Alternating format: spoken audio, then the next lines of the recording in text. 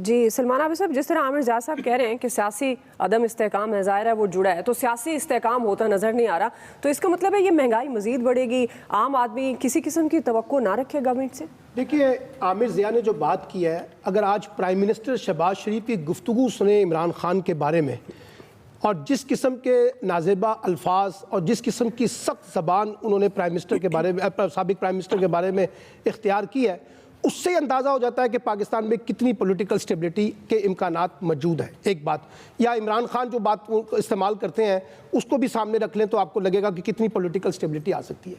देखिए, आज तो प्राइम मिनिस्टर साहब ने बाकायदा विदड्रॉ कर दिया है पाकिस्तान के निज़ाम के बारे में और बड़े वाज़ेह तौर पे कहा है कि अगर उनको कोई छींक भी मारनी हो तो उससे पहले मैं IMF से इजाज़त लेनी पड़ती है।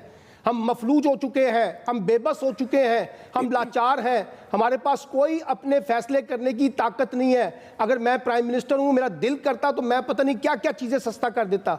ये जो बेबसी है, ये पाकिस्तान के उसी सियासी निज़ाम की बेबसी है जिसका जिक्र अभी आमिर ज़िया साहब कर रहे हैं कि हमने सियासत को कहाँ पहुँचा दिया है। और आप जो माशी फैसलों की बात कर रहे हैं, ये बिल्कुल ठीक है कि कहीं पॉलिटिकल स्टेबिलिटी होगी तो इकोनॉमिक्स ग्रो करेगी, लेकिन सवाल ये है कि कौन सी पॉलिटिकल स्टेबिलिटी?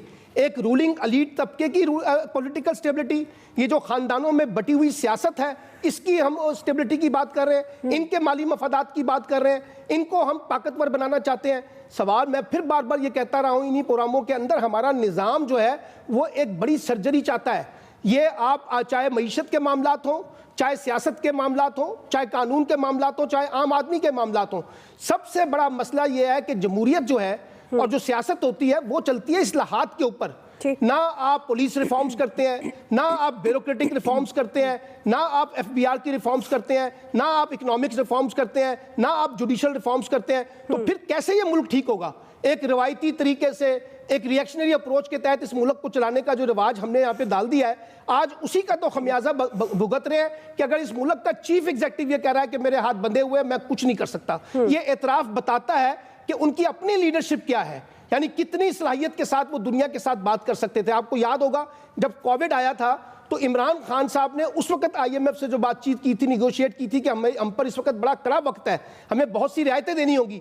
ये जो मौजूदा हुक्मरान इस वक्त है, क्यों नहीं इन्होंने IMF से बात की कि जनाब इस वक्त जो पाकिस्तान में सैलाब की तबाहकारियां हुई हुई हैं, हम इस पोजीशन पे नहीं है और कि हम इतना बड़ा अजाब जो है लोगों पर महंगाई का या फला का डाल सके। और अब आप देखिए IMF का बजट मंजूर हो गया ना, इंस्टॉलमेंट भी आ गई है, शादियाने भी बजा दिए, लड्डू भी बांट लिए। क्या इससे मुल्क में आम आदमी की इकॉनमी को कोई हमने फर्क डालना है?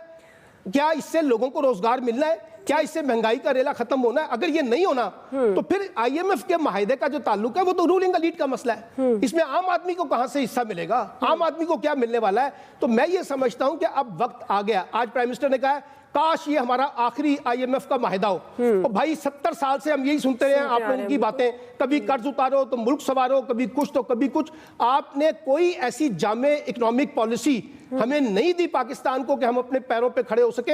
हम सब ने यहाँ लूटमार की है, करप्शन की है, बदनवानी की है और इस गंगा जमुना में अपने हाथ धोए, और उसका नतीजा ये है कि मिफ्ता इस्माइल के बकौल हमें बड़ी शर्मिंदगी होती है कि हर साल जाके हम IMF के सामने भीख मांगते हैं। तो ये अगर इस एटीट्यूड से अपने रूलिंग एलीट ने मुल्क चलाना है तो फिर इस मुल्क का अल्लाह ही हाफिज़, जो कुछ हो रहा है वो जस्टिफाई है, क्योंकि जैसे हम चला रहे हैं वैसे ही नताइज भी हमें आ रहे हैं। फिर रोना किस बात का है, मातम किस बात का है? क्योंकि आप तो बड़े फैसले करने के लिए तैयार नहीं है। जिन तबकों पर टैक्स लगाना है वहां आप जाते नहीं है, और जिन लोगों पर टैक्स नहीं लगाना उन पर टैक्स लगा के आप समझते हैं कि हमने अपनी जिम्मेदारी पूरी कर ली है। वो फिर इसी तरह के नताइज भुगते हैं जैसे हम भुगत रहे हैं। सही।